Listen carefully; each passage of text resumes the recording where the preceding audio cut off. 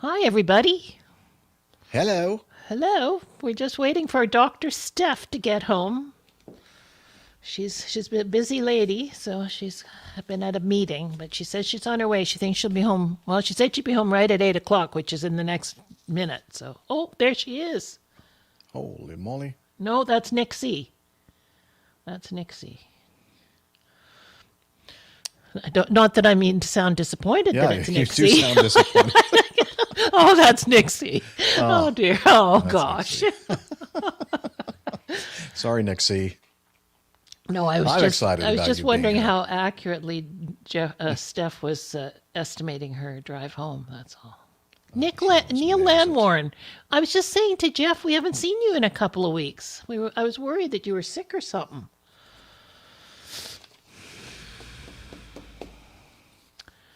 Yes. What did Tim Van Ram say? They're having chicken piccata or something for dinner. Yeah, chicken piccata. Sounds good. I like chicken piccata. Mm-hmm. I gotta have the chicken piccata. Oh, he'll tell you all about it, Neil. He'll tell you all about the flood came, the sort of biblical flood thing. Look, Liz. Look who's here. There she is. 8 o'clock. Hi, She's arrived. on the nose. I have a coffee brewing, which I'm gonna go grab here in a second before we start anything, which will be That's very right. helpful. That's for me. fantastic, Steph. Good for Woo! you. Sorry, it's been a day. It was not did not go as smoothly as I expected. I mean, it went smoothly. Yeah, It just that's all the time That's timeline okay. got. No. No problem. Well, I'm We're glad you weren't flexible sick or anything, Neil. No, not sick. No, Just, not you. I was talking to Neil Landwarn. Neil. Oh, I'm sorry. Yeah. That's okay. Yeah. So you're speaking of Neil. You're speaking of my water feature. Indoor water feature. Yeah. Like Changi That was Airport, you know, where they have that big, huge waterfall that comes down in the airport? I don't know. I've never been Changi there. that you never know how to pronounce. Changi. I was gonna say that. Changi. Changi. Changi. It's just Changi. like Changi. Changi. Changi. Changi. Changi. Changi. Like, What is going on with my headphones? okay. Hi, Mr. Camacho. Hello, Camacho I man. hear Liz in both of my ears, but Jeff only in my left ear. The same know. was I know happening what's with me, going too. on. Oh, Yeah, okay. Yeah. Okay. No, So it's not just me. I'm not going No, crazy. it's not No, just you. It's No. not you. Okay, good. I It don't was know very like throwing me off for a yes, second. it was so- throwing me off, too. But All right. Well, Well, I know. if I know that's what it is right now, like that's fine. I can deal with that. Let me go see I if don't my know coffee's why ready. it's doing that Coffee. because I have get your everything set up. coffee. Go get your Coffee, coffee. my Laura coffee. Davis, yahoo! Oh, yeah, she doesn't work nights Laura. anymore. That's great. Nice. Nice. Okay, let me make sure. Where are I've got you, Nick? everything Are you else. out in Slow? Are you in Slow? Oh, Yeah, but you're muted. but you're. Oh. Is okay. Ah, That's weird stuff happening. weird. Hey, Steph, can you hear me? Oh, she didn't have her headphones in. Hey, Steph, can you hear me? I can hear you. Okay, I can. Yeah, How can I I can hear hear you, Nick. Steph and nobody else? I don't know. I don't know. I can only hear Jeff in my left ear, but I hear Liz in both my ears, and I Yeah. hear you, Nick, in both my ears. But check out my cool OG Oh, Acme. All right. nice. Yeah. And unlike those opposing bases, I was mugs. drinking coffee out of my opposing bases mug all day, though. I've been living on coffee today. I've been at work since 7 o'clock this morning. So Can we cancel? Can we cancel culture those guys? They made a comment on their last podcast about the Taylor Swift football Bravo. Oh yeah. Unacceptable. You Yeah, can, Neil, I we can miss personally you. cancel. I them. don't did know. you? I'm sure Jeff is saying something funny, but I have no idea what it is. He's not saying anything. He's just sitting there. Are you getting me? in Did Did both you make it ears to the now? game? Did you go or no? Or- I didn't. I was actually in Austin for a baptism, and I was talking to my brother, and almost got him talked into going because lower level tickets got down to like $82. oh, So, because dang. it's so cold. Yeah, because which it's is so cold. That's crazy cheap though. Like relative that's to, ridiculous like, the last for 5 years of cheaps tickets. Hey, But it Liz was or Steph? also I know Yes. you can't hear me. -3. But can you hear me in both ears now? And beer was water. Speak and beer again, were Jeff? freezing, like, Can you hear me in both ears? instantly. yes. Yes. Yep. Okay. Yep. You fixed it. I turned off the stereo. But I now need food too, Camacho's but- got issues still. He can't hear you. Yeah. Okay, I'm gonna leave the studio and come back. Okay. Don't you go anywhere. Try to talk to me on Unity. You want to see if that works? Okay. Yeah. Let's do that. Could do that.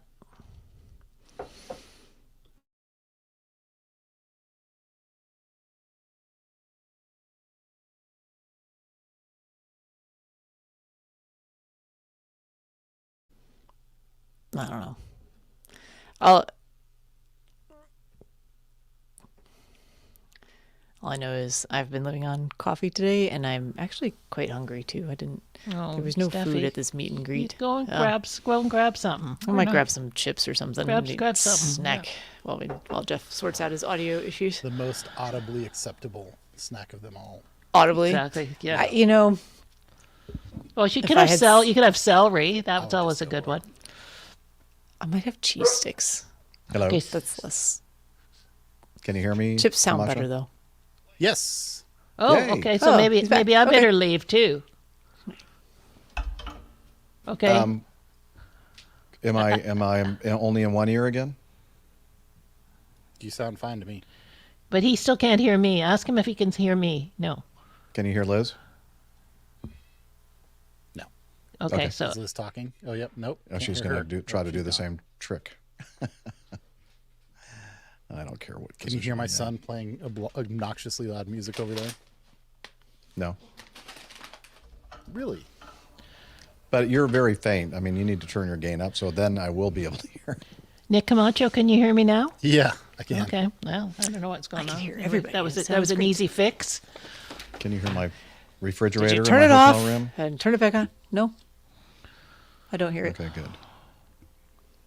Yes, I know This chips are noise not assist plug-in really an helps. audibly great snack, but they sounded better than What do you have? tortilla chips. Thank you. That's good. It's corn. These It's a are vegetable. corn, flax, brown rice, and sunflower seeds. That is good. Made That's with good stuff. very whole grains healthy. and sea salt. Very healthy. Probably Yeah. also has like added sugars for no good reason. But That'd probably I'm make not sure me sea sick. salt. They less always less talk than a about- gram. They always of talk added about sea sugars. salt. I'm not sure that's any more healthy, but whatever. It's not. It's all sodium Salt. chloride. Yes, exactly. So- Salt is salt. Like it's a NaCl. yeah. It's all NaCl. So everybody, we're going to do tonight with Nick and Steph, and then sometime on Thursday with Captain Nick. Hear him yet, Jeff? Just Just I mean, very if you faintly. hadn't- Yeah. very faintly. If you had not drawn my attention to that, I would not have noticed. He's like raking his fingers across the air return now. This Yeah, I is saw not that gonna- jacket Tim not Van gonna Ram. work. That was quite the jacket she had on. It doesn't. I don't. We're not hearing it. I hear a little giggling. Yeah. No, you're fine. Don't worry about him. Don't worry about him. So we don't have an intro today yet because Roger, it's a little last minute for Roger. So Yeah. So you know what I'll do then? I'll just start off by playing. And I am in a hotel room. It's been a while since I've been on the road with my podcasting gear. better And get used to it. I was basically going to set everything up just like my home studio, except for I forgot one cable, the cable that goes to course. my Mac Mini to power Now, it. Neil Lanwarn is drinking very healthy here. His vodka has watermelon and mint in it. Now that's very healthy. Yeah, that's very nice. Is mint considered a vegetable or a? Sounds very refreshing. It's an herb. Sounds like I would call it a guess vegetable because A it's green. It's green. It grows very well in my backyard, and Oh, the wow. deer don't eat it. oh, Oh, perfect. why not? They're not mint lovers, huh? They don't like the mint. Mm-mm. So I'm trying to just have my whole backyard be taken over Just by make mint. the whole thing mint. That's fine by me. It smells great. Yeah, Yeah. when you walk on it, it must smell Or great. you can mow it even, and it smells Ooh. good. And it's great in those gin and tonics. Okay, what was I going to say? Boy, Eva and Neil, you guys are up really late. Sorry it's so late for you over there. But thanks for joining. Yeah, we weren't really expecting anybody from the UK. to Yeah, join us. we were hoping not to see Nick tonight. We didn't. Other Nick. Tim Van Ram made a comment about the jacket that Taylor Swift was wearing this weekend, and I will say that was a pretty cool side note because apparently it's a 49ers football player whose wife is like getting into fashion or Oh, cool. clothes making or whatever, Yeah. and she sent these jackets to like a bunch of people, and like 2 or 3 people were wearing them this weekend. Well, there's this. Yes. You should the buzz over in Buffalo of whether she's going to turn up in Buffalo next weekend is like Oh, yeah. I had their news. I mean, on. if she's not like on tour, I would expect she'll be there, right? Like yes. I would think so. If she were Hi, my Jordan girlfriend, Decker. she'd be there. Oh, Planet he's in Fitness, working Planet out. Fitness. Good. No, for APG is a you. good excuse. You can be there. You can multitask. Yeah, Get we'll your just, workout we'll just make on. the time go by like That's that. right. Like, Dang no. it. So that audio tearing that I was telling you about, Liz, that I get when I'm using my MacBook Air, It's happening. I'm already hearing it. Yeah. Oh no. But am I sounding okay to everybody? No, you sound fine to me. Okay, cool. Well, the good thing is I remember to set up the recording, the uploaded the backup recordings over there on the right column. So good. They come out just fine because they're recording everybody's local audio. So we're not dependent upon mine. Oh, isn't that interesting? It is.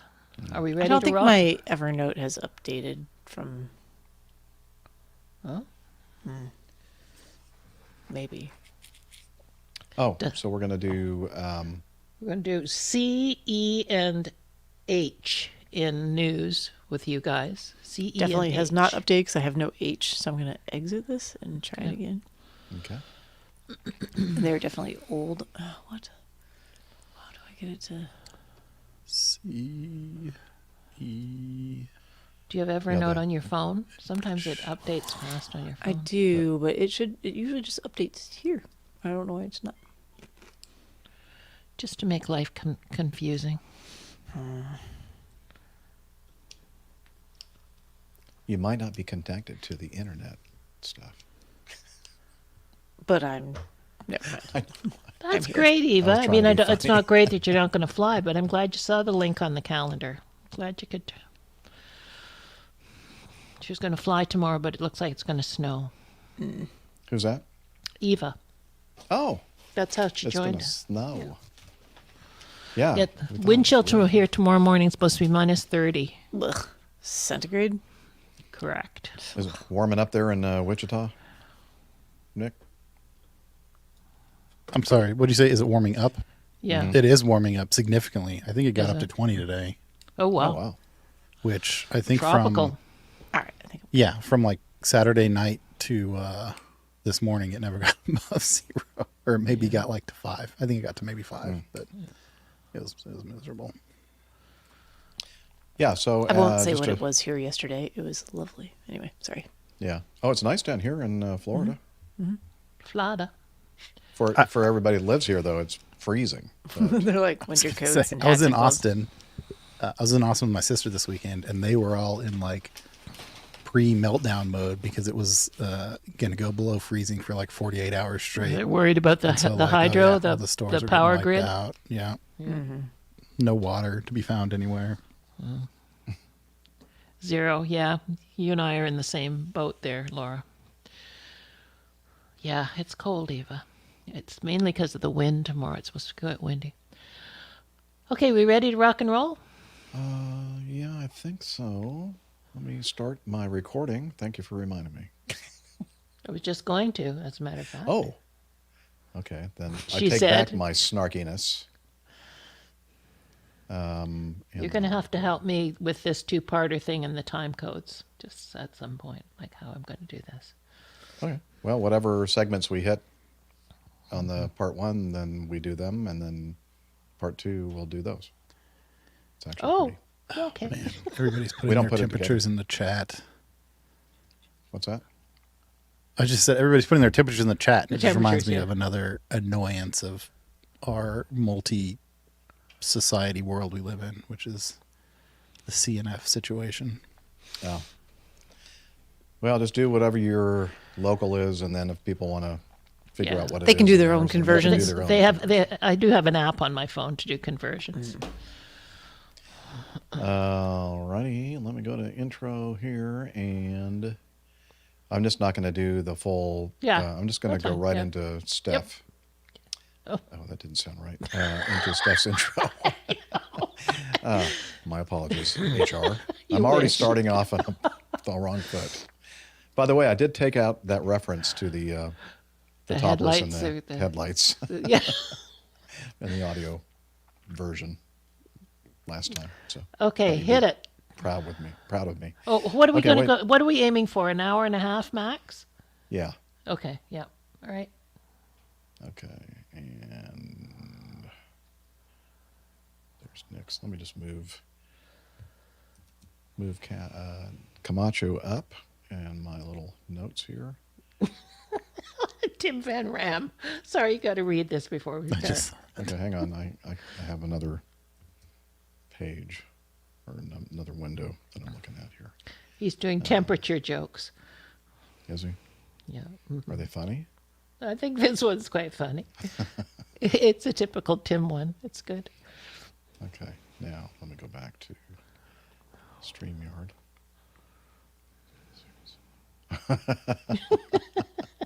That is a good one. It was a good one. Yeah. Okay. Okay, we are recording. Okay. And Good. going to Evernote. And y'all ready? You ready, Steph? Yep. Okay. I know you're not looking at me. I gave a thumbs up. I'm Okay. She was 'Cause, eating. yeah. munching. Yeah, chips are. I have limited space Yeah, here. that's fine. So I'm not seeing you. Sorry. Okay, here we go. And joining us from her lakeside studio in the south, she's a doctor, skydiver, marathon runner. What do you call that? Training Iron junkie, Man. IPA That's it. connoisseur. Iron Man. All those things. Damn it. All right, Not here a we singer. go. Oh, sorry. I should probably think of this before I actually start talking. Did you If want only me to we had mention the Iron Man notes. thing? I don't care. Well, I only we had do, but notes I for just this. haven't updated your note. Okay. It doesn't matter. Just leave it. Here we go. Iron Man. Iron Man what? It's just Iron Man. It's just Iron Man. Competition. So Nope, just Iron she's Man. a skydiver, marathon runner, Iron Man, strength training junkie. Okay. Works for me. So we're gonna start towing the gender line here, huh? Everyone's an Iron Man. It's very it's Anybody can do it. equitable. There's only one title. Everyone gets it. Let's go. Yes, ma'am. And joining us from her lakeside studio in South Kakalaki. Now, shoot. Oops. Welcome to Sorry. APG After Sorry if you have Hours. young This is kids fiasco listening. written all over it. Let's start at 8:00 at night on the East Coast. It'll be Okay. great. Here we go. And joining us from her lakeside studio in South Kakalaki. A doctor, skydiver, marathon runner, Ironman, strength training junkie, IPA connoisseur, and commercial multi-engine instrument-rated backstabbing jumper dumper. It's Dr. Steph. Hey, Captain Jeff. That's kind of a mouthful. We should pare is. that down. I don't need all those things in my intro anymore. But You're that and more. So we can highlight, make some highlights. just a small slice of all the crazy things you do. And so good to see you, Steph. And also see ya. joining us from his home studio in the Air Capital, low and slow pilot, A&P mechanic, old airplane enthusiast, Iron Man, and engineer in the aerospace and defense industry. It's Nick Camacho. More like a marshmallow man than an Iron Man over here. But hey, I'm glad to be back. Good to have you with us. I'm a And- Michelin man. That's what I am. And also joining us from her studio in Toronto, Ontario, Canada, retired financier and aviation enthusiast, spreadsheet master, and our producer director. It's Liz Piper. Hi, everybody. Hi. Have a good show, you guys. Thanks for being here with us tonight. I had one beer. That's it. But that was like an hour and a half ago. So, and I wish that I had something now. I really do. Okay. Glad to have a couple of us here, and part two we'll have the rest of us. Well, I don't know who we're going to have. Maybe Captain Nick. Who knows? But without further ado, let's do some aviation news. What do you think? Let's do it. All right. everything, the layout's completely different. I'm used to using my little Stream Deck thing with the little button on it. Nothing's No, I the don't have same. Everything's wrong. I don't have Help. it. Oh, wait, okay, I got it. I found it.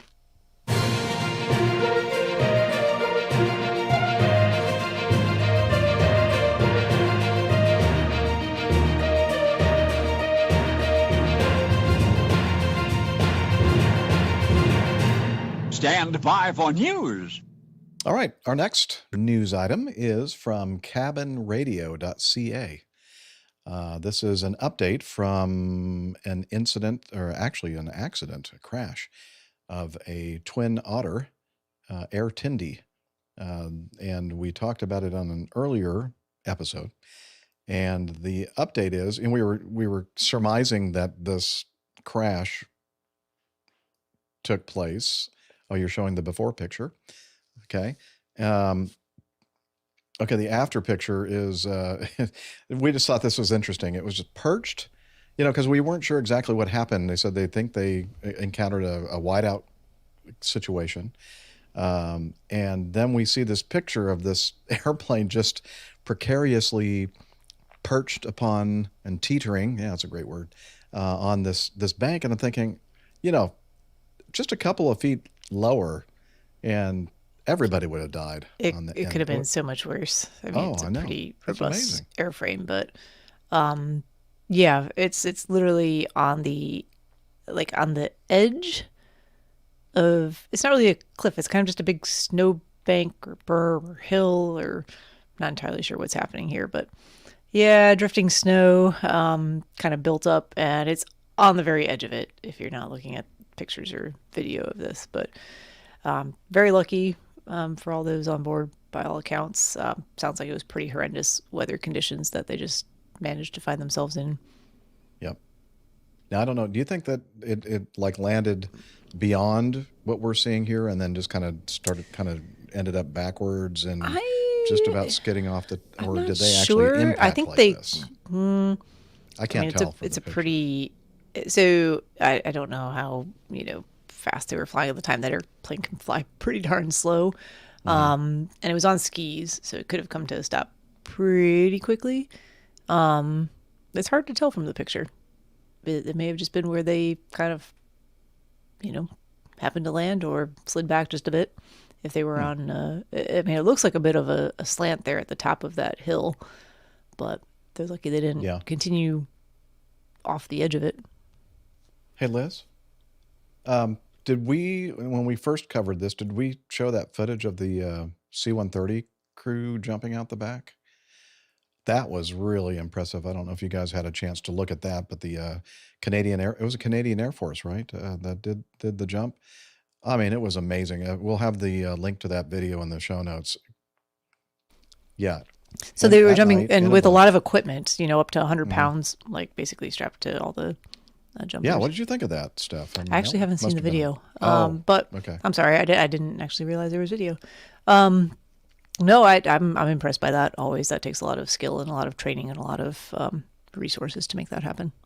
I think one of the jumpers said that was, and this person had been doing this for quite some time, and it was the most demanding and most difficult. I think they said most challenging jump in their career ever. Yeah.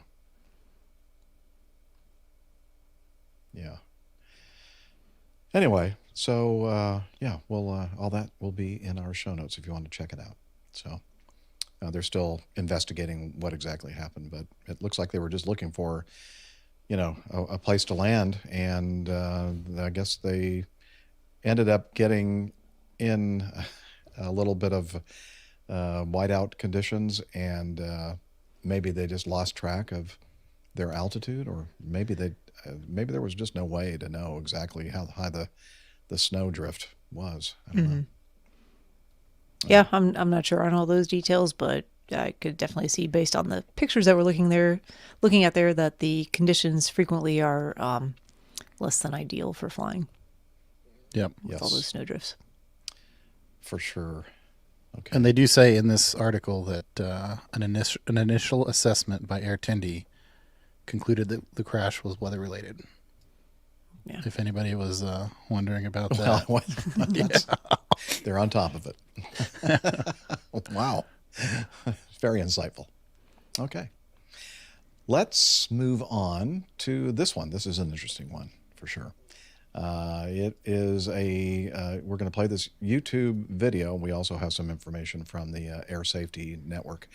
But the YouTube video from VAS Aviation, which of course is comprised of audio from liveatc.net. And this happened up in California, near a place that Nick Camacho is familiar with, and we've been kind of waiting for him to be on the show with us for us to play this. So here we go. I'm gonna see if I can find it right here, and let me know if the volume's okay. Oops, nope. Why is it not playing?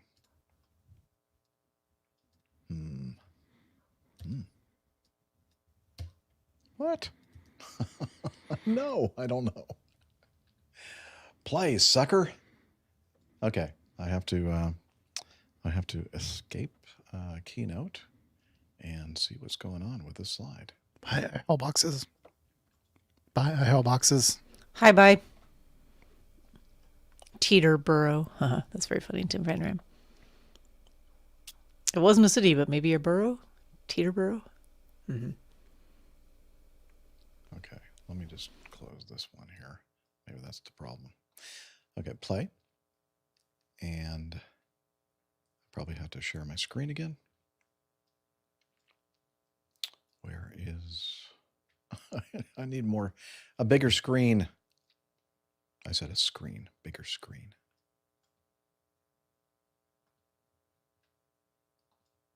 And just media, share. Okay, yeah. Oh no, I haul boxes. Wait, don't go yet. Are you still here? Please tell us you are still here.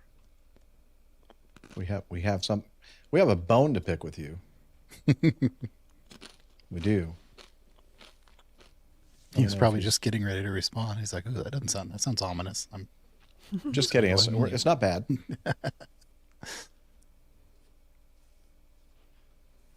Please raise your hand. I think he left. Aww. What do we do, Liz? Maybe he'll be back on Thursday. Okay. Dang it. Nothing's going right. All right, let me see if I can get it to work.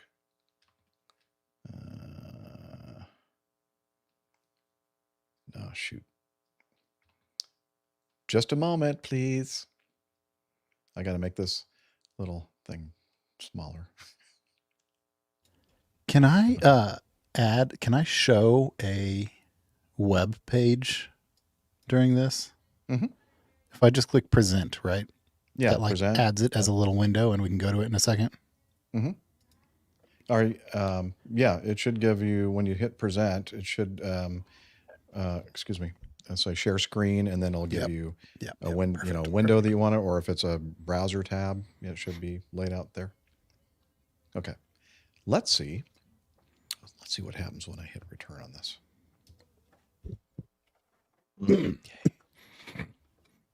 Okay, I don't hear anything. About departure, 711 Charlie Bravo, just departing San Luis Obispo, direct crave, climbing through 1500 from 4000. Yeah, it's a recording. That sounds bad. Charlie Bravo, Santa Barbara departure radar contact, climbing maintain 8000. Climbing 8000, 711 Charlie Bravo. You're hearing the audio, right? Okay. Cessna 340, November 711, Charlie Bravo, performing flight from San Luis Obispo to Sun Valley in... Charlie Bravo, verify you're on the Crate 3 departure, actually going well left of course. Yeah, we were a little left of course, just getting autopilot set up. We're direct crave for 1 Charlie Bravo. 1 Charlie Bravo, thank you. Is that looking better for 1 Charlie Bravo? November 1 Charlie Bravo, affirmative. November 1 Charlie Bravo, right turn right immediately, heading 360. We're going to 360 right now for 1 Charlie Bravo. 1 Charlie Bravo, I recommend disabling the autopilot and flying aircraft yourself. We just kicked it off for 1 Charlie Bravo. Low altitude alert, November 1 Charlie Bravo, altimeter 2,300 to India, and your area is same engine. They're too low. November 1 Charlie Bravo, turn left heading 27. We're headed direct past Robles for 1 Charlie Bravo. So I'm just going to... November 1 Charlie Bravo, say again. We're just having a little issue with the autopilot, but I just turned it off. 1 Charlie Bravo, roger. I'm going to leave you on that 270 heading while you climb and just make sure the aircraft is stabilized before I get you back on the flight plan. Roger that for 1 Charlie Bravo. November 1 Charlie Bravo, fly heading 270 immediately. Cleared for terrain. 1 Charlie Bravo is going to head back to slow. Is that okay with you? November 1 Charlie Bravo, fly heading 180 immediately. Alright, 180 for 1 Charlie Bravo. November 711 Charlie Bravo, are you able to maintain VFR and able to cancel your IFR flight plan? You're well below the NVA. Okay, we will have slow inside. I'm under the cloud banks for 1 Charlie Bravo. 1 Charlie Bravo, low altitude alert, altitude indicates 1,700, the NVA in your area is 4,000. Roger that, 17,000, and just give us 1 minute, we're climbing up for 1 Charlie Bravo.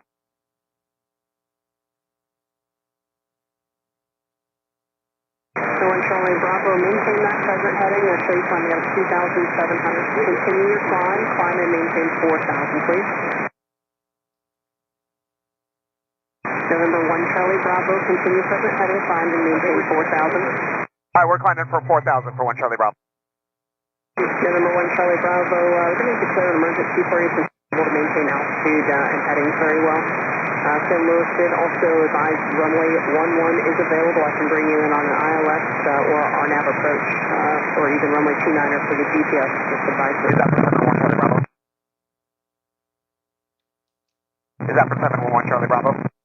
711 Charlie Bravo, San Luis, runway 11 is available if you'd like to do the ILS or the RNAV, or I can bring you in for runway 29er for the RNAV. We are declaring an emergency for you at this time. Stay in touch. November 711 Charlie Bravo, Santa Barbara approach radio check. We got you. Loud and clear, 711 Charlie Bravo. Charlie Bravo, roger, and advise when you have your intentions, please. Roger that. I'm going to get set up here on the GPS and get this loaded up, and then we'll take the RNAV 29 into slow. November 1 Charlie Bravo, roger. November 1 Charlie Bravo, I'd like to recommend RNAV runway 11 since you're already set up. That's going to give you less time in the air and we'll get you back safe on the ground sooner. Are you able to accept RNAV runway 11? RNAV 11, yes, we will. Yeah, if you just give us some vectors, that would be terrific for 1 Charlie Bravo. November 1 Charlie Bravo, roger. Turn right, heading 290. 290, 1 Charlie Bravo. And this is 711 Charlie Bravo. We're having some issues with our controls, and I'd like to declare an emergency at this time. 1 Charlie Bravo, yes sir, emergency's already been declared for you. If able, turn right heading 360, maintain 3,000. November 1 Charlie Bravo, and roger, what would you say intentions? What can I do for you? 711 Charlie Bravo. 1 Charlie Bravo, I have you loud and clear. When your wings are level, and turn left heading 070, I'm going to give you vectors direct to the San Luis Obispo Airport. Okay, I'm going to need to climb it a little bit, but that's when we're having the problem.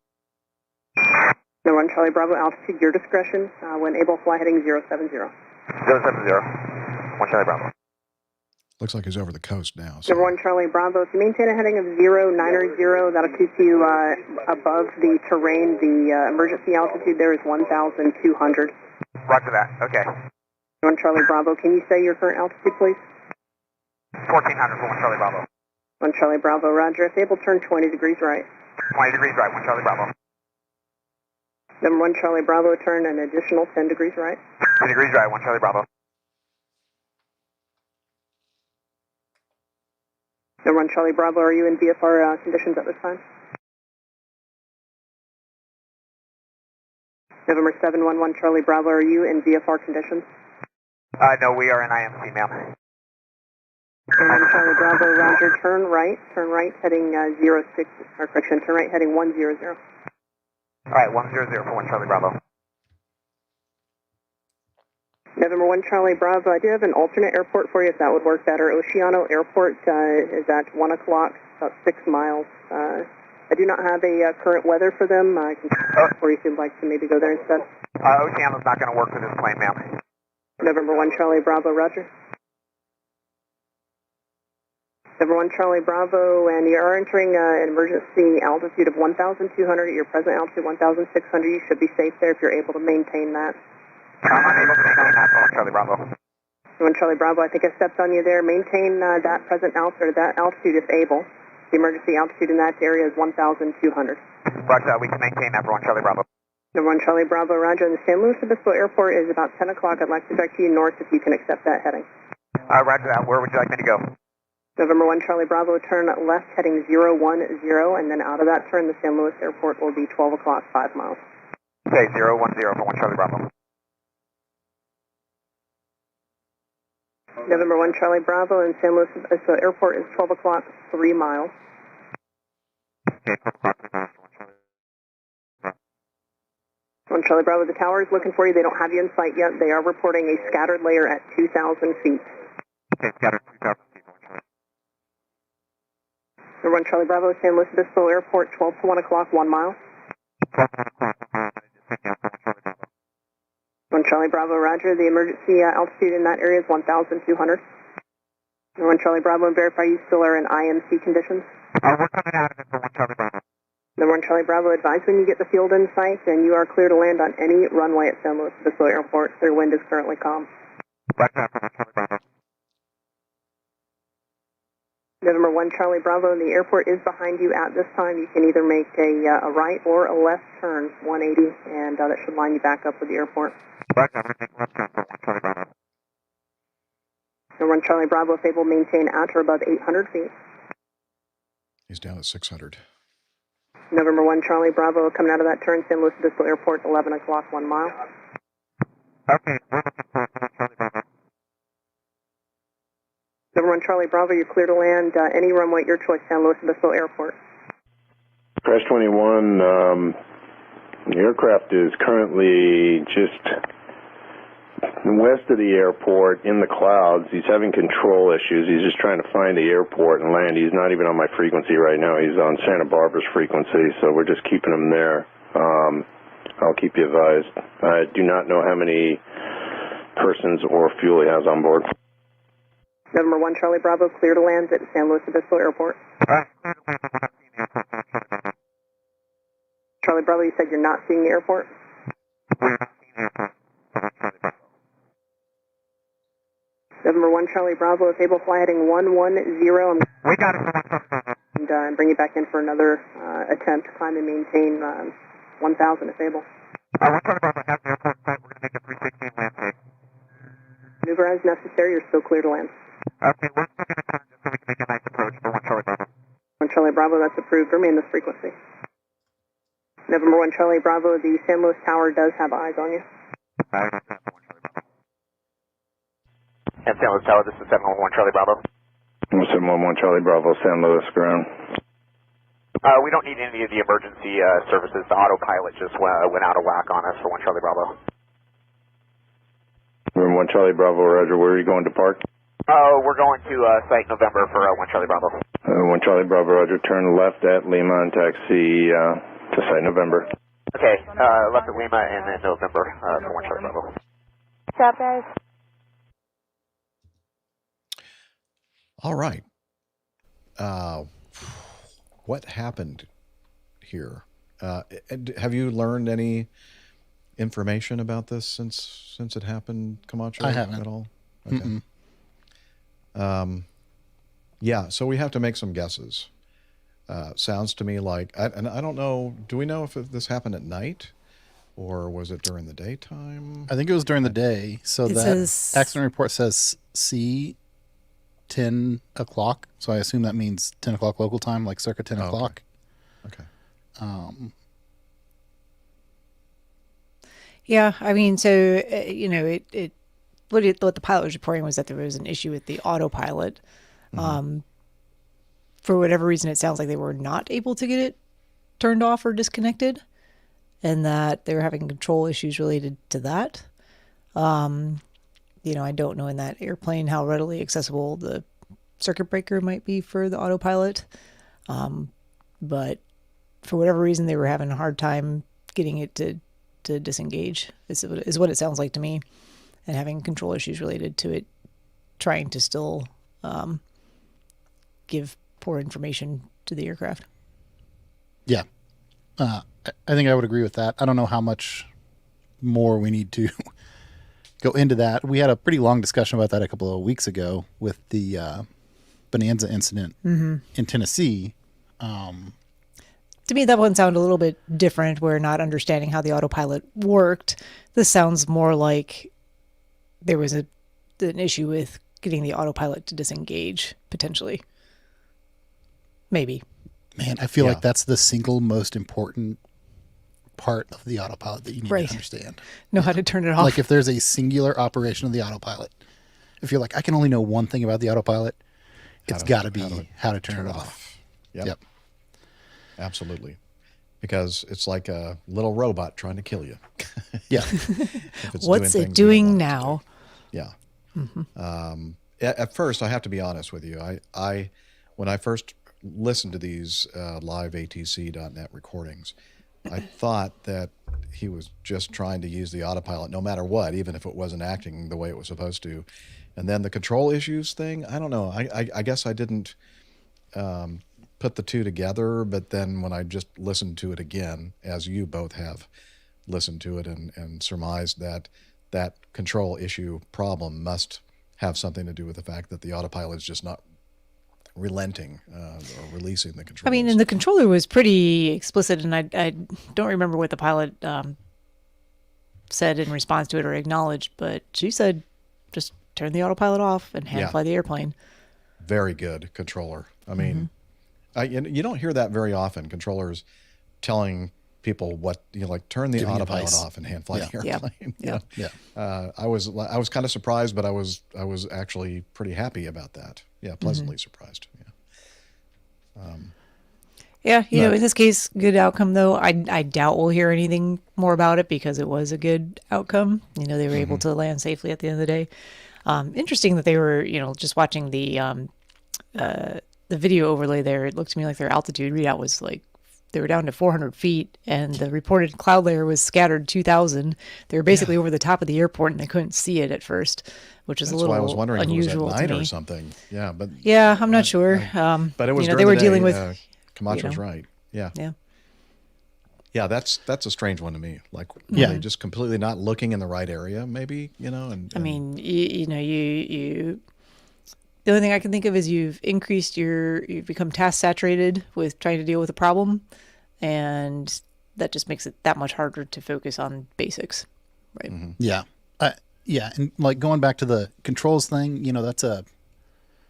it's a cabin class twin, so it's a higher performance GA airplane, but it's still a older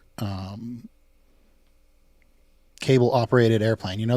I'm just trying to think through the types of control issues you would have that would resolve themselves, right? Like obviously you could have a mechanical issue where something physically breaks, but then it seems like it would be an issue all the way down to the ground. And it seems like these guys got whatever they were dealing with sorted out, especially when you look at the very end of that flight when, like Steph said, they were maneuvering around the airport a couple hundred feet off the ground, fairly close to the airport. So that seems curious to me and would lead me to believe that it's an autopilot issue, either an autopilot, like we were mentioning, like struggling to get the autopilot turned off, or maybe trying to troubleshoot the autopilot and keep it on. But the other thing that was kind of interesting to me, I'm going to share this real quick, is this is a topic. So for anybody that doesn't know, I lived in San Luis Obispo for about 10 years, and I flew out of there a bunch, and got pretty familiar with that area.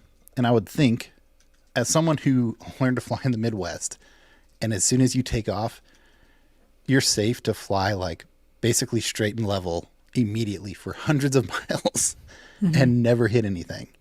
Out on the coast of California, it was way different. So it was a new experience for me, but got to know the geography and everything pretty well because that was my main base of operation. And this airplane was based in SLO. It wasn't a transient airplane that was coming in for one trip. This airplane, according to the stuff that I've read, was based there. The owners were based somewhere locally, so it probably goes out and about a lot, but I would think that most of the guys who are operating the airplane would be familiar with the area. This is a topographical map of San Luis Obispo. And if you look, the airport is, down kind of at like 4 o'clock from the center of it. And what you will notice is they're taking off runway 29. It is like a valley all the way out to the coast. So there's really no altitude issues all the way out to the coast. The only place you have altitude issues is if you turn northeast. And if I had any sort of like issue or control issue or anything, if I have airplane performance issues, if the airplane's not climbing, the first thing that would go through my head is I'm almost to the ocean. Like all I got to do is make it out to the coastline, and then the terrain is very predictable. It's very low. That would give me some more time to troubleshoot or figure out what's going on. What's the altitude of the water out there over the ocean? What are the swells? Depends. Yeah, I don't know. I'm not a water wait guy. a minute. It's sea level. Sea level 0. So the airport's 212 feet, right? And if you look, it's blue. So it's like Pretty low. it's like 300 feet or less. If you basically follow, so the Crepe 3 departure is a straight out on 29 to about that little bay area. So basically like the coastline. So you're on a straight out on the coastline, and then they send you wherever you want to go, right? This guy turned basically the worst possible direction you could To the turn. right. Yes. Which is the thing that got me a little confused because I would think that for a pilot in that area, especially if you're in the clouds and you're getting task saturated and something happens and you're fighting with the airplane, I would think, all right, number one thing is keeping the airplane level. Number two thing is keeping the airplane in the air.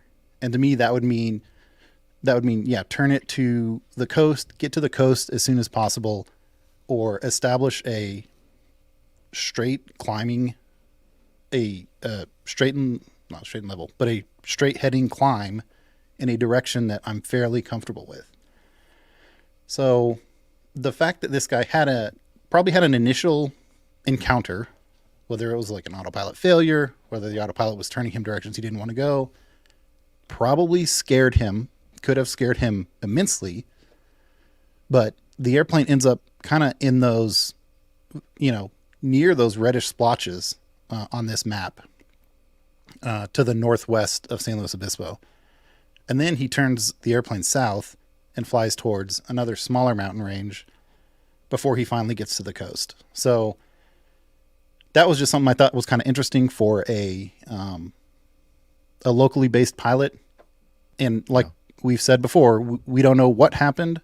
There may be even more mitigating circumstances that I'm not taking into account, but that was just something that was the first thing that crossed my mind is, man, if I was having trouble keeping the airplane upright, I would want to get it in the safest location possible. And for me, it seems like that would be either get it to the water or get it turned around and, fly the airplane right back in. And that was the other thing I looked at is obviously you could turn and fly the airplane right back down the valley and land 1-1. And that's the low altitude. The precision approach is all fly 1-1, as you can see, because the altitude is lower. But the winds were, I think, 120 at 12. So not an insignificant tailwind for a big airplane. But also it's a airport with a 6,000 or 6,500 foot runway and engineered stopping material at each end. But those are details that I'm sure were not running through his mind with everything he was dealing with. So Oceano, she pointed out, was a possible alternate. Is that just too short of a... Yeah, Oceano's 2,300 feet. Okay. So like I wouldn't take my Bonanza in there without being feeling competent and proficient. Okay. I don't think a twin would probably be able to get stopped there no matter what. And then the other question I had for you, Nick, is it seems like that controller, very sharp controller, by the way, and the way she handled this was, I think, stellar. But she noticed almost immediately that he was not tracking the way he was supposed to. Is it because it looked just to me like he was just going slightly to the right of the departure runway heading? But it seems to me, maybe it's just because of the depiction of the radar on the simulated radar depiction that we see in this video just didn't have it exactly what he was doing. Maybe he was he was deviating much more from the track that he was supposed to be flying, but I don't know. It's just the standard departure procedure is just like basically runway heading until you get up near the coast? Yep. Okay. Not runway heading, but direct to that point, that fix, I guess. I'm sorry, Liz, what? Oh, Micah has a question. No. I know we live in a GPS map world these days, and that applies to aircraft as well. But if you're flying in a new area, don't you study the sectionals anymore before you go? Well, a smart, wise pilot would do that. Yes, Micah. But you mean like the actual paper sectionals? I don't know. Are they still? Are they even required anymore, Steph? Nick? No. Okay. You can have digital. But if it's a place, so like Nick was saying, this is, we think this was a pilot local to the area, so had familiarity with it. But if you're going to a new place, especially a place that has terrain differences than you're used to, I think any prudent pilot is going to be aware of what those considerations are in advance of launching on the flight. Yeah. I'm wondering if this maybe has something to do with an over-reliance on autoflight systems, perhaps. I don't know. That might be part of it. I don't know. Anyway. Yeah, I'm not sure all the details. I don't think we'll find it out in this case. Yeah, to be that's honest, the sad thing. We're not really going to be able to figure it No. out exactly what happened, which I think a lot of people could learn a lot from. But it is what it is, I guess. Don't you like that saying? It is what it is. All right. Anything else to add? No? Okay. Nope. Let's move to H from Newsweek.com. A medical doctor has received support online after sharing he had refused to help a passenger in need of clinical attention on a long-haul flight. Let's see. Well, we're seeing that again. Okay, we could have. There's a lot of repetition in this article. There is. Yeah, here's another. If it seems like you read it before, it's probably because you read it before. Okay. The 30-year-old man opened up about the experience on social media 8 days ago. Of course, it was longer than that, but we're now just... Sometime like mid-December, probably. Yeah. Okay. He wrote that the alcoholic drinks he had enjoyed a few hours earlier were the reason why he then backed out of the mid-air emergency. Quote, "I'm working as an internal medicine hospitalist at a major hospital," the man wrote. Recently, I was on a long-haul international flight. Usually, I sleep on flights, but this was during my waking hours, so I decided to spend my time enjoying the in-flight entertainment and free drinks. I'd already been drinking even before the flight while I was in the lounge, the doctor added. I was trying to watch a movie and enjoy my drinks when an announcement was made asking if there was a doctor on the flight. Normally, I would present myself to the cabin crew and help out, but after several hours of boozing, I was pretty drunk. I was not able to think clearly, and it probably would have done more harm than good. I didn't react to the announcement at all. The doctor had shared further down in the post that the female passenger sitting next to him had tapped him on the shoulder to alert him to the announcement from the galley. I'm wondering how she knew he was. How did she know? I know. Well, I was totally envisioning airplane where he's just got the stethoscope in his ears and relaxing. That's The stewardess, I think the gentleman next to me is a doctor. Or it could be that doctors are much like pilots, and they'll let you know. They're probably going to let you know. And just think about Steph. She's both a doctor and a pilot. Oh my God. I don't even know what to lead with. I'm an Iron Man. Yeah, that's another one. Still wearing a little bib, from the Iron Man competition. let's see. So he tells us that the female passenger sitting next to him had tapped him on the shoulder to alert him to the announcement. The doctor had simply replied to her that another passenger would be able to help, or that the cabin crew would receive instructions from a medical team on the ground. The Reddit user wrote about the woman's reaction to his decision to give the emergency a miss. She said, "I was an unbelievable something, and that if the passenger died, it was my fault," the doctor added. He said, "I responded that just because I'm a doctor doesn't mean that I'm on call 24/7 to provide medical care on demand. I work when I'm at the hospital. Outside, I'm just like anyone else, and I'm entitled to drink and relax." She had a disgusted look on her face and didn't want to talk to me after that, he wrote. Anyway, the gist is that maybe it was a legitimate reason for him not to engage in this situation based on his consumption of alcoholic beverages. I think that maybe his communication skills weren't the best with his female. Maybe not after a couple of beverages, they weren't the best either, but that's all the more reason why he should not have been assisting in that emergency. All right. So, Steph, so you're the doctor, and you've been in situations on aircraft. You do a lot of flying, both flying the airplane and also as a passenger. So you've been in situations where you've been called to help out. And so that's why we obviously wanted to cover this article where you're on. Yeah. No, I think this physician was 100% in the right to not offer assistance or services. He recognized that he was impaired by alcohol, not in, he's not at work, not on duty. And actually, in the United States, at least, that's there's no legal obligation to respond to an in-flight emergency. There's no duty to treat in the air. If you don't want to be involved, you don't have to act. That's actually how our legal system is set up here. Apparently, that differs in other countries. So I guess if you're going to be traveling in other countries and you're a physician, maybe very much think twice about having multiple beverages either before your flight or after your flight. I'm not sure which countries those are. But as far as I can tell, in the United States, if it's a U.S. carrier, there's no legal obligation to act, even if there's a request put out for assistance. Precisely for this reason, because it could be a number of things. You're traveling. You're not expecting to be at work. You're not expecting to be sharp. You're not expecting to have to call on or rely on your skills to be of assistance.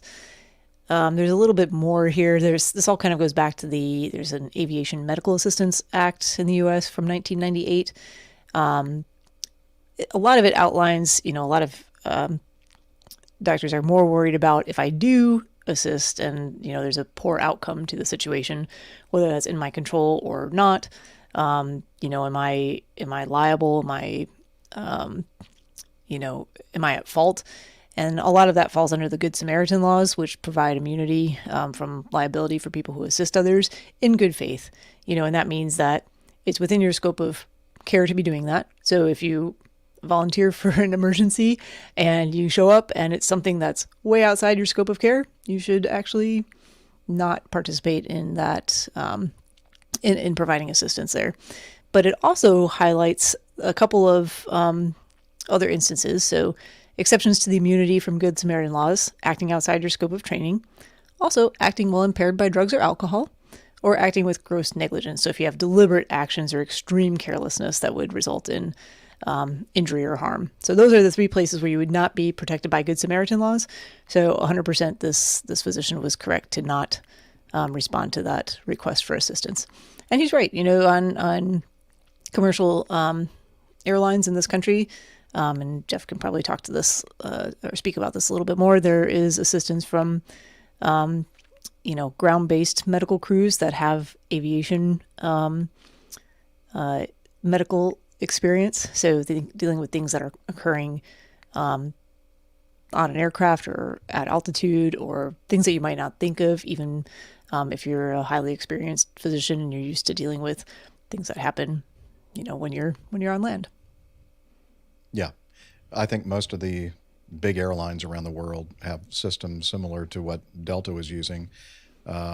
and it was the go. It was like that's what you do if you have the time to do it. If you're doing a short flight, or you're at the end of a long flight, you're already on your arrival procedure, and going to a different airport would actually mean a longer flight time.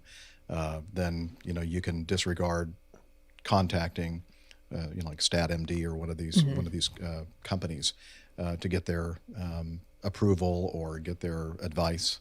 And then one of the tough things, I think, and fortunately I never had to run into this myself, but I have heard it happening, where the doctor or medical person assisting on the airplane itself makes a recommendation that, no, we have to get on the ground now.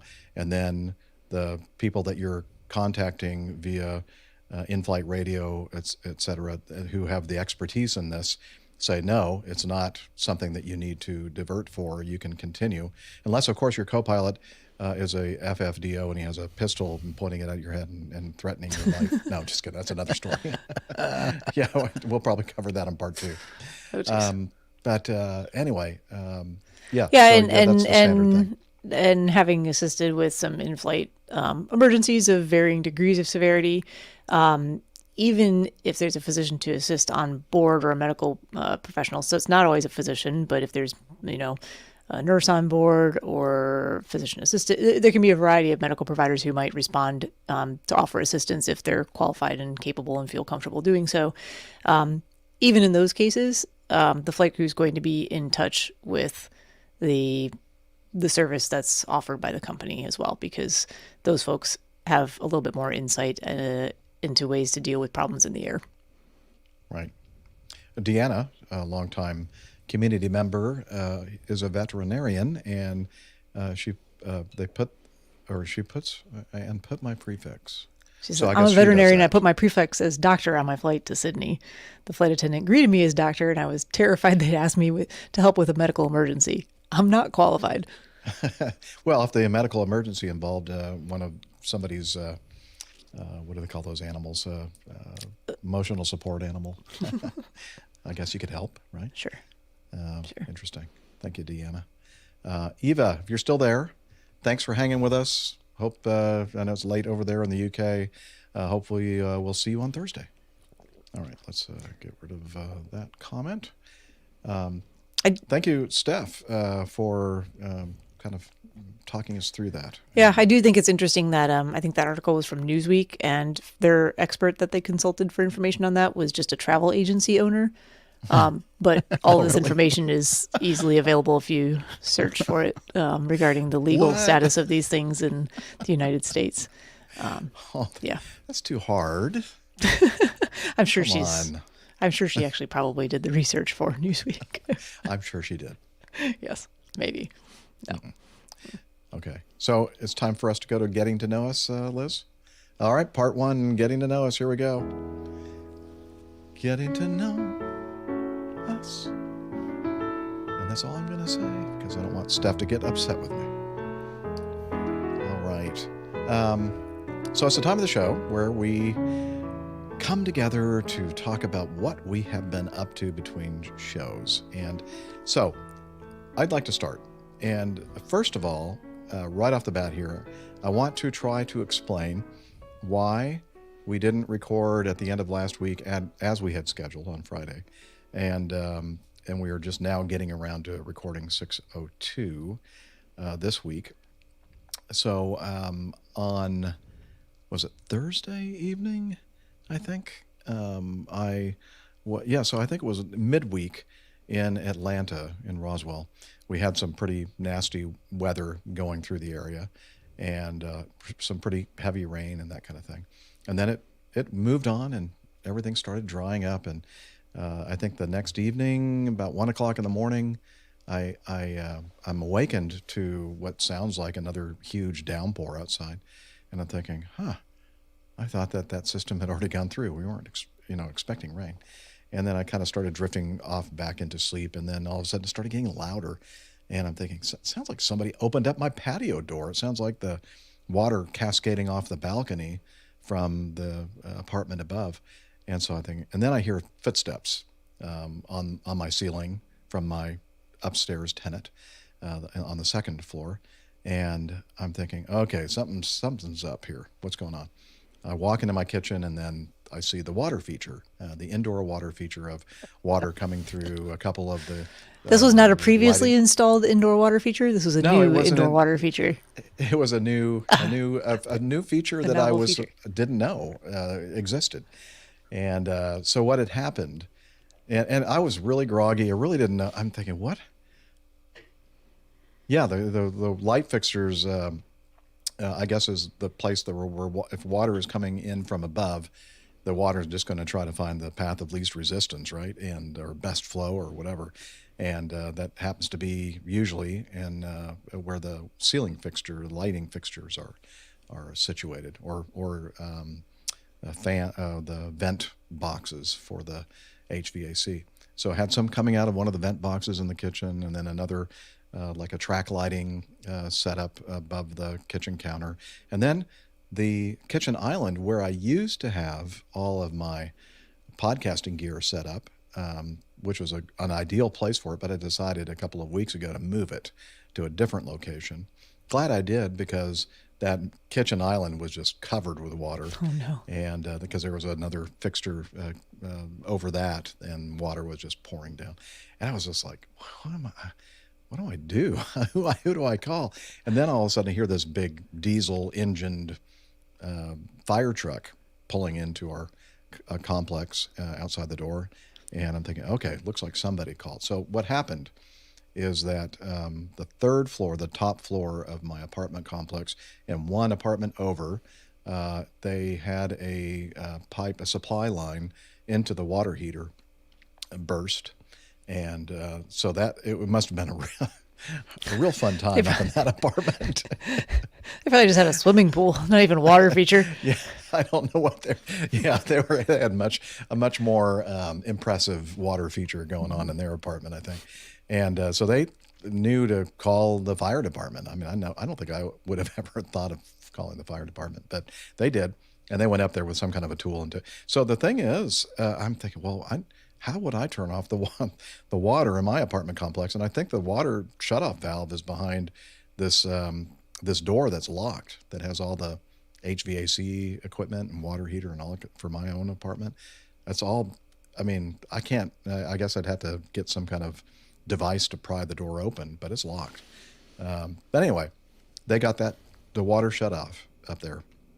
The apartment above me, and I guess on either side, not either side, but the other side of me, they all received, water damage, probably worse than mine. I just got a bunch of towels and put them all over the floor, and that's the only thing I knew to do. Fortunately for me, nothing was really affected. The only thing that was affected was all of the drywall, the ceiling drywall, and the flooring that had been in contact with the water. So I am very impressed with my apartment complex leasing management people. They were like the very next day. Well, I called in the morning at 9 o'clock, because that's when they open up. And I said, well, I'm sure you heard about this, this commotion last night and the water issue. And she said, no, what? What are you talking about? What? Oh, no. Oh, really? And she goes, yeah, we're about to have our little meeting here. And I said, okay, well, and then I kind of gave her a brief description. And then, of course, she probably started hearing from some of the other people that were affected by this. And within about an hour or two, somebody from the apartment complex was in doing an inspection, had a clipboard and taking pictures and everything. And then this, I think it's called a remediation company, or not, water restoration or something. Yeah. Yeah. I don't know exactly what their technical description is, but people that go into situations like this and just take care of it. And so I'm thinking, well, it doesn't seem like it was a heck of a lot of water. But they go, oh no, anytime you have drywall that's covered with water and there's insulation up there that's soaking wet, and the potential for mold and all that kind of stuff is very high. So we got anything that water contacted, we have to rip out. Mm-hmm. And so, before you knew it, the first thing I did was I put in this huge dehumidifier, like commercial grade dehumidifier in there, which is not quiet. And there's several of these very, very noisy fans just to get the air circulating and get the water as much as they possibly could out of the general area. So that's why that next day we were supposed to record the show. Ain't no way we were going to record a show with all that racket going on inside the apartment. So my studio basically... Pardon me? Well, yeah. In addition to the noise, they also not right away, because the first day was just trying to get the dehumidifiers going and everything else. When they came in to actually tear down the ceiling, they had to tape off big areas of the apartment to keep the I'm using air quotes here, to keep the drywall dust from getting on anything. And any of you out there who know anything about construction and drywall, you'll know that every attempt you make to eliminate it or keep it from getting on something, I mean, it's, there are varying degrees of success with that. And you're always going to have some residual. This is just that drywall dust, that gypsum board dust is just very, very fine. And it's just hard to keep off things. And it's just suspended in the air for a while. And then it finally starts to settle. So it's just a mess. So I decided, let's just not do the show this week. Let them come in, take care of the demolition of the ceiling and ripping out the insulation, getting the thing all dried up, and then they'll come back in and put the new ceiling in, new insulation, new ceiling, all that kind of paint, and then do a deep clean and all that kind of stuff. So I had already planned to be gone this week, to head down here. I'm in Tampa right now, to the 2024 RV Super Show at the Florida State Fairgrounds, I guess. And that starts tomorrow. And so I had planned to drive down on Tuesday. But then, in addition to what I thought work was going to be happening on Monday, which didn't happen, still hasn't happened, to put in the new stuff, I thought, well, I'm going to get out of their way. They're going to be making a lot of noise. And then the weather in the south, Steph, you're probably going to have some cool temperatures tomorrow morning, right? Yeah, it's going to be chilly overnight. Couple days. Yeah. Yeah. So I could see that, a few days ago they were more concerned about it. I think maybe it's not turning out to be as bad as they thought, but the temperatures are going to drop down to pretty low temps, and there's a possibility of winter precipitation in the Atlanta area and Roswell and that kind of thing. I think I'm going to leave a day early and head down on Monday. So I drove down to Cedar Key, Florida, because I wanted to check it out. That's one of the places that, there are several areas in that general area that I wanted to check out as far as future places for me to park the RV and check out. So that's what I did. Went down and stayed in the Faraway Inn, right there on the water in Cedar Key. And they took the brunt, or maybe not the brunt of, but a lot of the impact of that hurricane that we had in August 30th, I believe, Idalia, depending on how you want to pronounce it, kind of went through there. And I think they had a storm surge of like 9.5 feet. And this little inn is like right there, right where that thing must have come on shore. So they had several of the little motel cottages, whatever, were still in pretty bad repair. But they did have a few that didn't get that much damage. So that's one of the ones I stayed in last night. And then I drove over from there to Tampa, North Tampa, today. So that's where I am. And then tomorrow I'm going to take in the RV show. The reason why I'm coming down is to see the actual, not the actual RV, but one very, very much like my RV and the floor plan and everything else, and take a really serious look at it. And I brought my measuring tape to kind of, do some measurements for things. And so that's my plan. And then, so I'll be down here for a couple of days and probably still be down here on Thursday, sometime during Thursday, when we plan to do part 2 of this recording with Captain Nick and whoever else is available.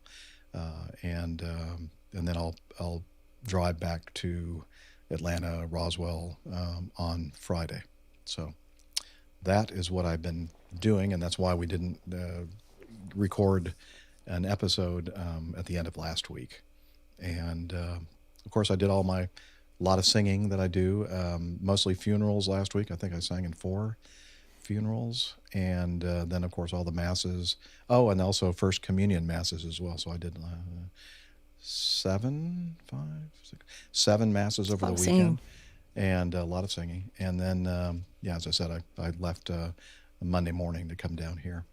And the other thing I have listed on my Getting to Know Us, I'm going to save for part 2. So that was a lot. Thank you for bearing with me on it. But let's see. Who wants to go next? I can go next. Okay. It actually worked out well for me that we did not record last Friday because I was planning on being home, and then kind of found out last minute from a group of friends that everyone was going to see, there was a Cirque du Soleil show in town. Ooh. And I jumped on the chance to do that. So I was about to message and say, "Oh, I don't think I'm going to make it tonight." And then Jeff sent his message about yes. I went, well, that worked out pretty well. All right. So what you're saying is it was your fault. It was my fault. Man, it rained a lot here on Friday night, though, because I left my office and basically drove across town to get to. They had the Cirque du Soleil tent set up basically at the Charlotte Motor Speedway, which is about 30 minutes away from where the office I was in on Friday. And I had gotten over there pretty early, and I had some. No one else was going to be there that early, and I was just hungry, so I went to a little Thai restaurant that was actually quite good.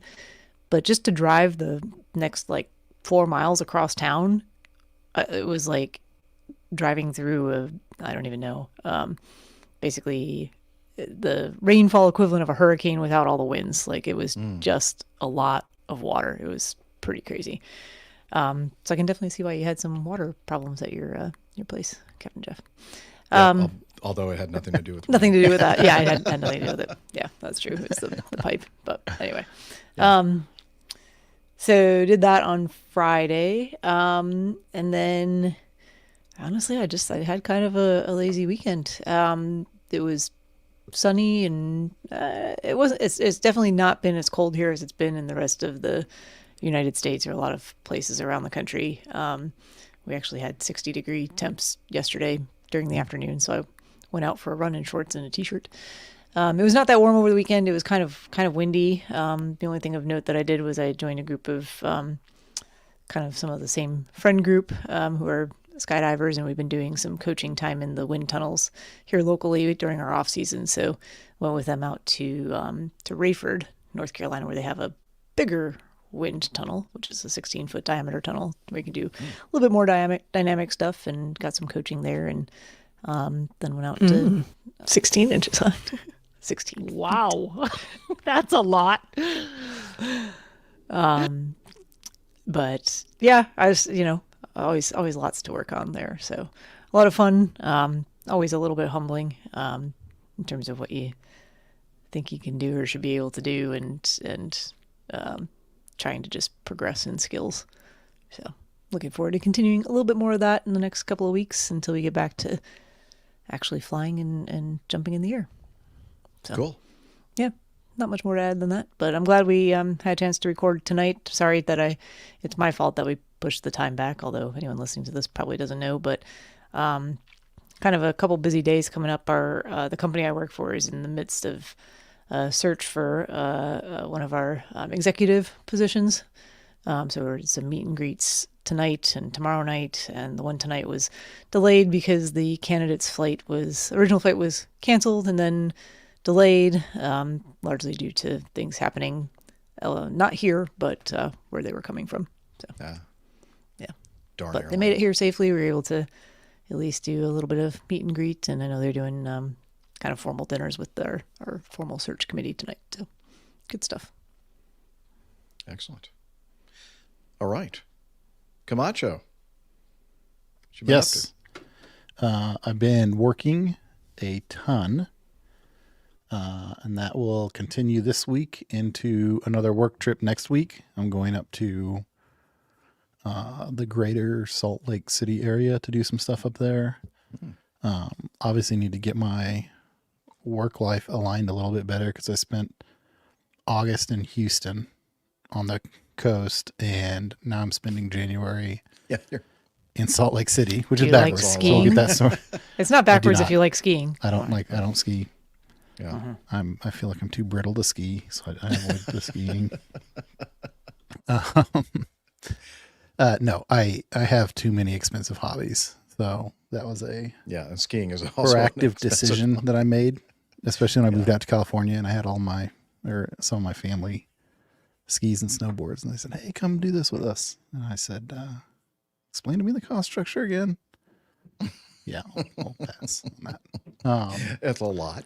Yeah, which is That's the okay cost if you're into it. It's just It's own just an another airplane, expensive which is hobby. like a lot. Yeah. Yeah. Gotcha. Yeah, so I'll be out in Utah for a bit, and then hopefully things slow down in February, but we'll see. And then this past weekend, I was down in a suburb of Austin, Texas, where I had a family member getting baptized into the Catholic Church. I thought about trying to get Jeff to book an express flight out there and sing for us, but didn't I work would have out. loved to have done that. Yeah, it was kind of a last minute deal for me. Last minute baptism. Oh no, last minute for you to get there. Okay. Well, yeah, it's I could do a baptism, but that's not the normal way to do it. It doesn't require a priest to do a baptism. That's just the normal way that things are done in the Catholic Church. Yeah, no, so this is my sister who lives down in Austin, and as you know, the rest of my family all live up here, north of Oklahoma, and so her husband's family are all down in Austin, and so they all have a pretty solid turnout to all of their children's functions. And she said, it'd be kind of cool to have someone from our side of the family here for once. And so we were trying to work it out whether I could make it down there or my folks could make it down there. And it just ended up working out a little bit better for me to just run down there real quick. I was only down there for a couple of days, and then turn around to get home just in time for a couple of straight days of never getting above 0 degrees, 0 F. Yep. Did eat some barbecue in Austin. Sent Jeff some pictures also to try to look good. One of these days we'll have to meet up down there. Was that Franklin that you went to? It was not Franklin. That was actually Interstellar Barbecue, which is a newer place. I think it opened in 2019 or 2020. But Texas Monthly, which is a Texas magazine, has one of the well-known, I guess, or one of the more respected rankings. I don't know.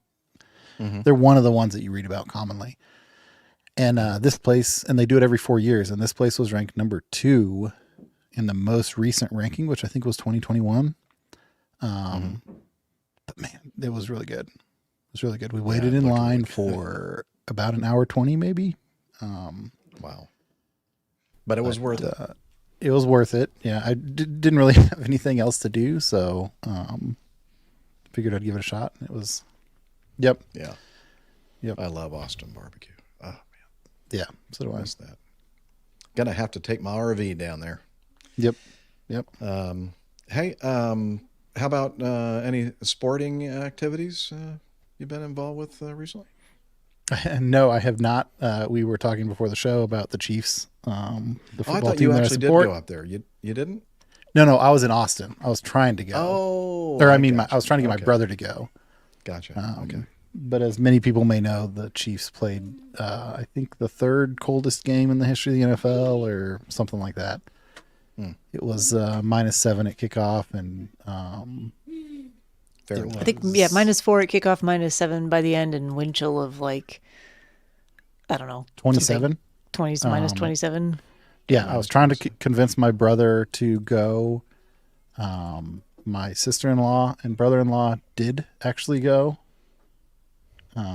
So they survived, which seemed no to be in frostbite question for a while. But but I will go ahead and just real quickly share my favorite video from Let me see if this will work. Will this work? Can I share this just like... You can share a video, but there will be no audio. Oh, now it's frozen.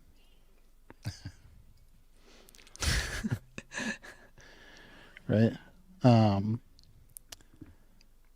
Yeah. I don't know if this will work. Well, let's give it a shot.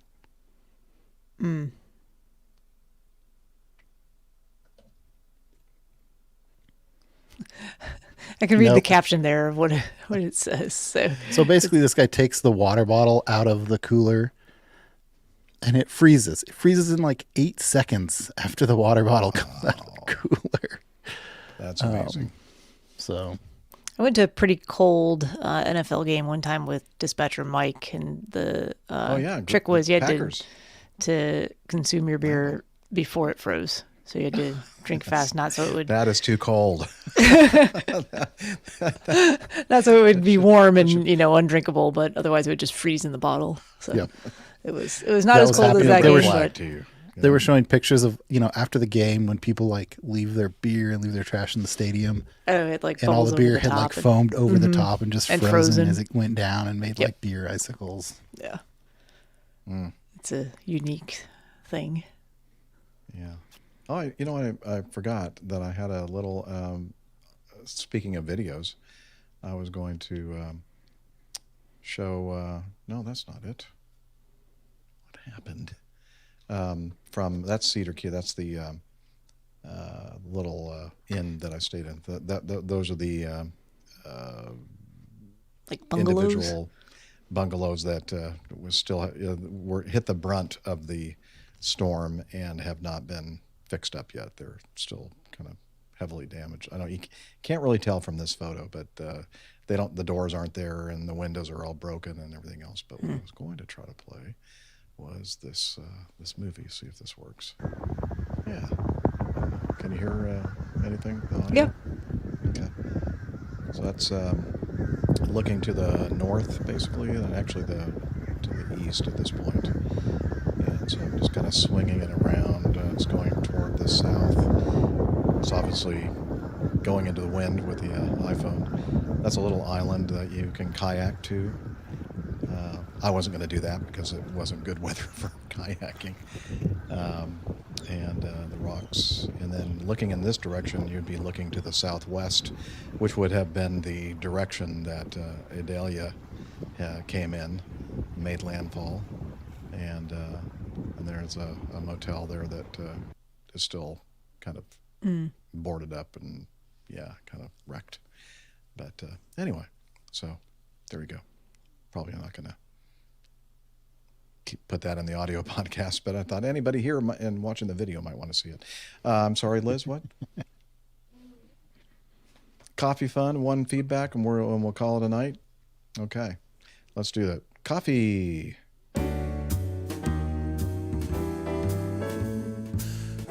Johnny, how much more coffee? No thanks. I love coffee. I love tea. I love the APG community. Come on, Liz. Coffee and tea. You can do it. And the Java and me. A cup, here. A cup, Just, a cup, okay, a cup, here. a cup. I'll take care of it. The Coffee Fund. It's your way to support the show financially. Now, you'll notice that we don't have commercials. We don't have advertising on the show. And trust me, we have people knocking down our door trying to throw money at us for advertising. And I'm not, well, maybe not knocking down the door. I might be exaggerating a little bit, but several people have reached out to us. But I am, just determined that we not ever, because I hate listening to podcasts that have advertising. Sorry if you're one of those out there, but I like the way we do it here, which is supported by our community. We call it the Coffee Fund. That's why we have the Coffee Fund jingle going on there. And a couple of different ways you can support the show or use the Coffee Fund or join the Coffee Fund, whatever. And one is called the Coffee Fund Classic Method. And since the last episode, we had 4 people send in some very nice donations. Magnus Gladden, and Steph's showing the coffee mug there. How appropriate, yes. I think that's one that I actually made. It is. Yes. And let's see, back in the days when I was still printing. Like crafted it out of a mound of clay? Well. Like that movie Ghost? Yes. Little ceramic powder I mixed with Fired water. in the, yeah. Yeah, the old kiln. The kiln. He hand painted all of this. Like that's not really. look at that lettering. Thanks. It's very precise. Yes, I did. Thank you, Steph. And I took my little brush, and the inside's all dark blue. I painted all that. It is a lot of detail work here, folks. No, I mean, I did some work on it. I printed something using a sublimation ink printer and put a piece of paper, strapped it on there, and put a little toaster oven. All I'm trying to say is I can't do this stuff. I don't have that skill. Okay. This is fun. All right, coffee. Thanks, Steph. Now I got the darn giggles. You got as far as Magnus on the coffee fund. Magnus. Yeah. In Sweden, I believe, right? Isn't he from Sweden? He came, Sweden or Switzerland. It's one of those. One of the SW countries. No, it's definitely a Scandinavian country. Yeah, not Finland. Gosh darn it. Anyway, Magnus, thank you. If you're listening to this, sorry. He sent a very, very nice donation, and he sent along a very nice note that we're going to play in feedback, either on this part or the next part, part 1, part 2. Tim Qualls sent a very nice donation as well. Mazut Kareem sends us an ongoing thing every month, and Willie Bag in Melbourne. Now, you'll notice that many of these have asterisks there. That means they sent us a little bit of a note. Okay, so let me find the little bit of notes. And let's, from Tim, he says he sent in $1 for each year of flying. And so I flew 42 years, both Air Force and at Delta. So you do the math. It was a very nice donation. Thank you, Tim. Appreciate that. Willie Bag from Melbourne, Australia again says, thanks for explaining the difference between chapters and timestamps in episode 601, and then for reinstating the timestamps to be visible again on Google Podcasts. I do find them useful for navigating.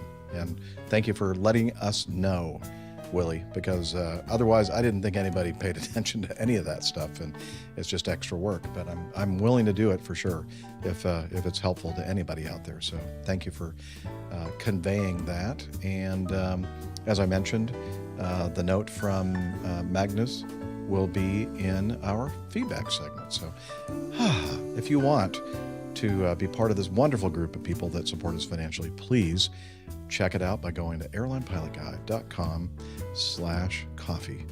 You'll be glad you did, and we will too. And you'll probably be happy that this segment's over. I thought it was a great coffee fun segment. Wow. There's probably a good reason why I don't record this late at night. I haven't really been drinking. I've only had coffee. I know. I've had mostly water. Anyway. So what do we do now, Liz? Feedback bumper, and then what we're going to do after that. Okay. All right. Here we go.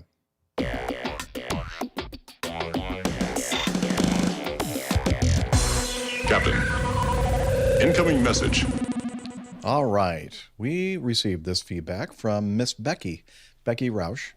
And she says, as one who has never assembled anything more complicated than an IKEA bookshelf, that can get kind of complicated, actually. I have a couple of questions for low and slow pilot Nick. As you've to put the new engine in your airplane, you've had many small episodes being able to work, and then you leave, and then you come back. Is there like a master checklist that you check off each thing as you do it, or do you keep that in your head? Or is it something that you can just look at and know what the next step is? My other question is, do you ever inspect your own work, or is it always mandated, or at least wise, to have a different AMP person inspect the work you've done? Are you too close to it to be objective, or is it so clear pass fail that if you're a qualified inspector, you can inspect your own work? I love hearing your journey. And again, that's from Becky. Great questions. I want to know the answers too. So hit it. Yeah. So that's a really good point. I've had a couple of instances where the airplanes have been apart for longer than I had hoped. And there is not necessarily a master checklist for each task that we do. But I do generally create like a checklist as I'm going into a project, especially a larger project like the engine. There was, I just keep kind of like a running list of, I guess, deferred items, basically items that are not airworthiness issues, just like little cosmetic things I would want to change, or things that aren't necessarily non-functional, but if I had the chance to get at them, like in the instance of having the engine out of the airplane, I would want to go ahead and replace something. I just kind of keep that running. And so then when I was getting ready to do my instrument panel, or when I was getting ready to replace the engine, I kind of went through my list and I created a kind of like a punch list of items that I was going to be going through as I had the engine out of the airplane. So that is one thing I do to kind of keep track of what I want to do and what I've already done. I also take a ton of pictures. And that started when I was when I was working on getting my AMP. That was kind of part of the documentation step, was I wanted to have pictures of all the work that I did. So if there was any question about how much experience I actually had, or, what tasks I had actually completed, I would have pictorial evidence of it. And what I found out as I started doing that is that it was just a super useful resource to have for an old airplane, because, there's the old airplane has a maintenance manual and a parts catalog, but it's also been out in the wild for 60 years. And so things have changed, as parts get replaced, as parts get remade, they don't always get put back in the same place, or they get supported in different areas. And so I've had multiple instances of, I go to do something or put it back together, and I'll either look in the IPC, or, just kind of eyeball it and think about the logical way to do that, and it won't work. And I'll say, what? I don't quite understand what's going on here. And then I'll be able to go back to my pictures and I'll see like, oh yeah, they routed this stuff this way, we're wiring this way, or a control cable that way. So, pictures are a really good way I keep track of everything that I've done to the airplane, because a lot of times when I'm taking something off the airplane, I take multiple pictures of the way it is, and then I'll pull the parts or the components off the airplane, and then, take pictures of it, or do whatever I'm going to do to it and replace it. And so then I can just go down my iCloud account. I save everything to a airplane album, and that's basically the way that I keep track of everything that I've touched on the airplane, because that is a big deal for me, because I have these scenarios where I take parts off the airplane. I'm putting parts on the airplane months after I've taken them off. So it is critical that everything that gets taken off goes back on. I remember the first time I used a iPhone camera to take a picture of, like, I was taking apart a thermostat or something, and all the different wires and colored wires and everything else. And I thought, I'll just snap a photo of it. Mm-hmm. And then now I have the reference when it's time for me to put everything back together. Yeah. Yeah. It's obviously a lot more complicated what you do. But the camera, this is a tangent, but the iPhone camera has gotten so amazing that now I will even use it for like, as like a microscope, because I'll, there will be like a printed identifier on a wire or something, right? And it's kind of worn away, or it's tiny. It's written in like 0.5 font. And so it's really hard to read, but you can, zoom in with the iPhone camera, and you can get the iPhone camera down places where you can't get your head. And it's super useful tool. Sure is. But anyway, going forward, the other question, do you ever inspect your own work, or is it always mandated, or at least wise, to have a different AMP person inspect the work you've done? So legally, I can complete work and return to service basically anything with the exception of a annual inspection or a major repair or alteration. So anything that does not meet the threshold of those 3 items, I can do all on my own with no oversight. I have never done anything on my airplane without having at least one other set of eyes look at it. And this goes all the way back to when I was in college and we had all of our flying buddies, and we were all just getting into aviation and or just out of college, I guess. And we were all like young engineers and did a lot of dumb things back in those days. But I think one smart thing that we did back then, and I've kind of carried forward, is there were about 4 or 5 of us. And one of the guys in the group had this rule where if you worked on an airplane, if he worked on an airplane, he couldn't fly it until another set of eyes looked at it. And that meant either somebody else looking at it right when he completed the work, or he went home basically like completely disengaged from the task, and then came back the next day and was able to kind of like look at it again with a fresh set of eyes and a fresh mind, so that he's not, overlooking anything that he might just have missed in like rushing to button it up. So I kind of carry that forward. And then also just with the general feeling that I was always concerned about my small amount of knowledge I had as a young apprentice AMP, or somebody who's just starting out. I had the good fortune of having my dad around, who has a ton of experience. And so it's just too easy to not have him look at everything I do.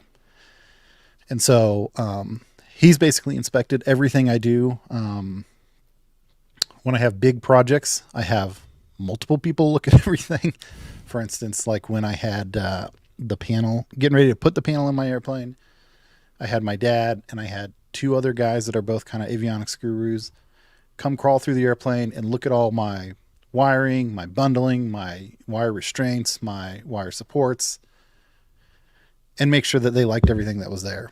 And I'm kind of doing the same thing with the engine. A couple of nights ago, I had one of the guys that my dad's known for a long time, come out and look at my built up engine installation on the stand, look at the work that I'd done in the nacelle, and basically, make sure that I'm not overlooking anything on my own. And so I guess the answer to your question is, do you ever inspect your own work? I always inspect my own work, but that is never sufficient for me to complete it. And is it always mandated, or at least wise? And it's not always mandated, but in my mind, it's definitely wise to have somebody else inspect it. Now, if I was working full time as an AMP and working on the same airframes all the time, I think I'd get to a level of proficiency where there would be certain things that I would feel comfortable doing.